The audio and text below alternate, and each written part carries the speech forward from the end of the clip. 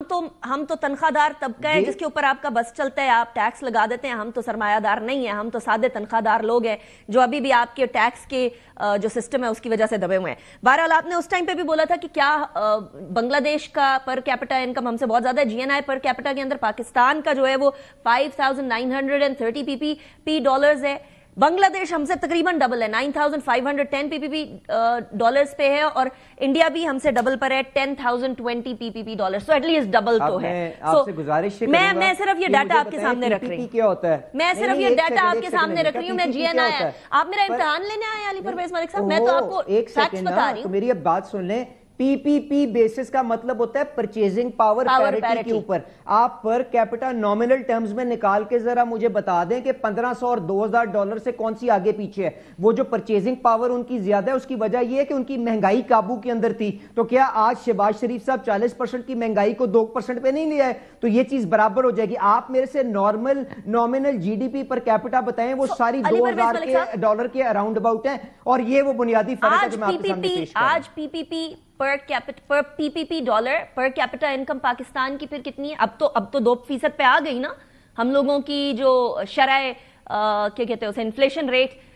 تو اب تو کم ہو جانا چاہیے نا یہ, اب تو we should increase this purchase power parity. یقیناً کم ہو جائے گا, پر جتنی دیر تک وہ ایڈجسٹمنٹ نہیں ہوتی آپ کے سال کے اینڈ کے اوپر وہ بالکل آپ کی جی ڈی پی کا نمبر دوبارہ کیلکولیٹ ہو جائے گا. آپ نومنل G D P per capita دیکھیں ساری 2000 ڈالر کے اراؤنڈ اباؤٹ ہیں. تو ہم کوئی سوئٹزرلینڈ کے ساتھ موازنہ نہیں کر رہے, اور نہ یہ ہم پیسہ اویس لغاری صاحب کو ان کی جیب میں ڈال کے ڈی جی خان بھیج رہے ہیں. یہ سارے کا سارا عوام کے فائدے کے لیے, عوام کے مفاد کے لیے ہی استعمال ہوئے گا, اور وہ ہماری اولین کوشش ہے کہ ہم اس کے اوپر کام کر کے دیں. I hope that is going to be the truth. علی پرویز ملک صاحب, نہیں تو ہم تو سوال پوچھتے رہیں گے. لیکن مجھے ایک بات بتائیے گا, اب آپ جا رہے ہیں اکنامک ٹریڈ لبرلائزیشن کی طرف. ہم لوگوں نے سوچا تھا ایکسپورٹ زیادہ کریں گے. یہ ٹریڈ لبرلائزیشن جو کہ اس ٹائم پر آئی ایم ایف سے ڈسکس ہو رہی ہے, جس کے بعد سٹاف لیول اگریمنٹ کی طرف جائے گا معاملہ, اور پھر جا کے ایگزیکٹو بورڈ ہمیں $1 ارب دے گا, جو کہ شاید ہم ایکسپورٹ کر لیں آئی ٹی کے تو اس سے کئی زیادہ ہم آگے چلے جائیں گے, جس کی طرف ہم لوگوں کا اتنا دھیان نہیں ہے. مجھے یہ بتا دیجئے گا, یہ ٹریڈ لبرلائزیشن سے آپ لوگ اس ٹائم پر ایوریج اپلائیڈ ٹیرفز کو 10.6% سے ریڈیوس کر کے 7.1% پہ لے کر آ رہے ہیں. آپ لوگ کسٹم ڈیوٹی, ریگولیٹری ڈیوٹیز جو ہیں ان کو کم کر رہے ہیں, اور اس لیول پہ کام کر رہے ہیں کہ پھر ہم لوگوں کی امپورٹ تو زیادہ ہو جائے گی. علی پرویز ملک صاحب, ویئر وڈ وی اسٹینڈ؟ ہمارا ایکسپورٹ کدھر جائے گا؟ ہم نے تو ایکسپورٹ زیادہ کر کے ڈالر کمانے تھے, ہم امپورٹ کر کے ڈالر باہر بھیج دیں گے. آپ ماشاءاللہ اتنی قابل اینکر ہیں میرے خیال سے, مگر آج آپ کو روزہ زیادہ لگا ہے. میں آپ سے اب چند گزارشات کروں گا, just hear me out patiently. گزارش یہ ہے کہ آئی ایم ایف کا جو ہمیں $1 بلین درکار ہے نا, وہ is not required just because they will be giving us that money. وہ اس لیے درکار ہے کہ ہمیں وہ کلین بل آف ہیلتھ چاہیے جس کے بعد آپ دنیا سے کاروبار کر سکتے ہیں. اور یہ جو ہم نے یہ جو اکنامکس کو چیلنج کرنے کی کوشش کی نا, اس کا نتیجہ ہم دیکھ چکے. تو کائنڈلی یہ $1 بلین کو اس طرح سے منیمائز یا اس کو چھوٹا سا اس کو آپ اس کا مذاق اڑانے کے لیے میں تو تمسخر نہیں ہو رہا. گزارش ہے اب میری ہر سنیں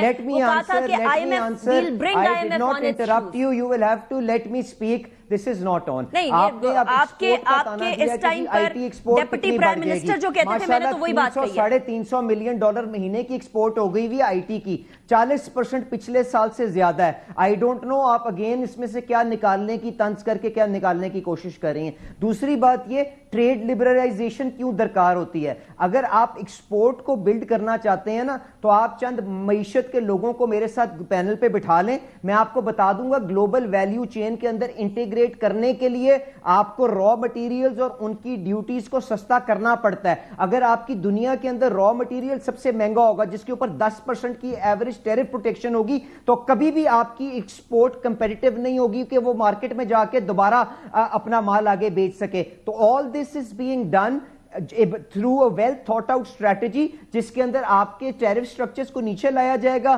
آپ کی بجلی کو بہتر کیا جائے گا, بجلی کی قیمت کو بہتر کیا جائے گا, کرنسی کو مارکیٹ بیسڈ رکھا جائے گا, انٹرسٹ ریٹ نیچے آگے, and all this will feed into your competitiveness. and جب competitiveness اور productivity restore ہوگی تو اس کے بعد ہی آپ مال عالمی منڈیوں میں بیچ سکتے ہیں. تو یہ کوئی ایسی چیز نہیں ہے کہ ہم نے امپورٹ کو ڈنڈے سے روک کے رکھنا ہے, اور اگر آپ ڈنڈے سے روک کے رکھیں گے تو وہ خام مال کہاں سے آئے گا جس کا آپ نے کنورٹ کرنا ہے. تو پلیز اس طرح سے آدھی بات کر کے لوگوں کو کنفیوز مت کریں. I expect better from you. No, I also expect better from you کہ آپ کو یہ بات چبھے گی نہیں, کیونکہ یہ بات اسحاق ڈار صاحب پہلے کہہ چکے ہیں, جو بات میں نے اب عرض کی ہے. اس سے پہلے جب IMF کے پاس گئے تھے تو انہوں نے ہی کہا تھا کہ ہم IMF کو جو ہے وہ ان کے بازو کو مروڑ کے رکھیں گے. تو پلیز یہ مجھ پہ ملبہ نہ ڈالیں, یہ پہلے آپ ان سے جا کے بات کر لیجیے. پہلے یہ بات ہو چکی نہیں رکھیں گے, ہم ان کے ساتھ شراکت داری کے اندر کام کر رہے ہیں بیکاز وہ ہمارے پارٹنرز ہیں ان دس ڈیولپمنٹ پروسیس. اور اگر ہم نے کوئی غلطیاں کی ہیں تو اس میں کسی ایک بندے نے وہ غلطی نہیں کی, وہ پوری بحیثیت قوم ہم نے کی ہے کہ 25ویں دفعہ IMF کے پاس جا رہے ہیں. تو پلیز انڈرسٹینڈ ہماری کیا معاشی حقیقتیں ہیں, اس کے ساتھ ہمیں کس کے ساتھ مل کے آگے اس نظام کو چلانا ہے, اور یہ پلیز پوائزن کر کے لوگوں کو یہ کنفیوز مت کریں. Do not try to portray it as poisoning. علی پرویز ملک صاحب, سوال پوچھنا میرا حق ہے, آپ یہ بیچ میں تانے ایڈ کیے بغیر جواب دے سکتے ہیں, وہ آپ کا حق ہے. لیکن میرا نیکسٹ سوال یہ ہے کہ آپ ابھی فرما رہے ہیں کہ ہم لوگ جو ہیں وہ امپورٹ کے لیے ہمیں را مٹیریل جو چاہیے ہوگا, وہ را مٹیریل کو امپورٹ تو ہم نے کرنا ہے نا, ایکسپورٹ کی چیزیں پیدا کرنے کے لیے.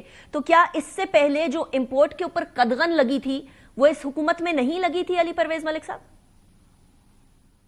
بالکل لگی ہوئی ہے. تو اس ٹائم پر ہمیں کمپیٹیٹیونیس نہیں آ گئی. ساری حکومتوں نے, میں آپ کو بتا دیتا ہوں نا, لیٹ می آنسر انیکا. جی, آپ گزارش یہ ہے کہ جب ریونیو کا پریشر ہوتا ہے تو سب سے آسان طریقہ یہ ہے کہ باہر سے جو مال آ رہا ہے اس کے اوپر ڈیوٹیاں لگا کے پیسے اکٹھے کر لو. اس لیے پاکستان ان چند ممالک میں سے ایک ملک ہے جس کے اندر 50% FBR کا ریونیو کسٹم ڈیوٹی سے آتا ہے. کسی اور ملک میں آتا ہے تو آپ مجھے دکھا دیں. تو آپ جب اصلاحات کریں گے, جب ٹیکس کی بیس کو وائڈن کریں گے, تو صرف اسی طرح ہی نا آپ خام مال کے اوپر بوجھ کم کر سکتے ہیں, آپ تنخواہ دار لوگوں کے اوپر بوجھ کم کر سکتے ہیں. آپ جب اس بیس کو وائڈن کریں گے, ان ٹیکسڈ اور انڈر ٹیکسڈ کو ڈاکیومنٹیشن کی فولڈ میں لائیں گے, پیسے کو آپ ڈی ویپنائز کریں گے, اس کے افادیت کو ختم کر دیں گے, then only you will be able to walk this path. Otherwise آپ کی جو معاشی مجبوری ہیں, جو پیسے کو اکٹھا کرنے کا جو پریشر ہوگا, آپ کو پھر شارٹ ٹرم رستوں کے اوپر دھکیلے گا. It is as simple as that, and that is what Shahbaz شریف صاحب is trying to change this time,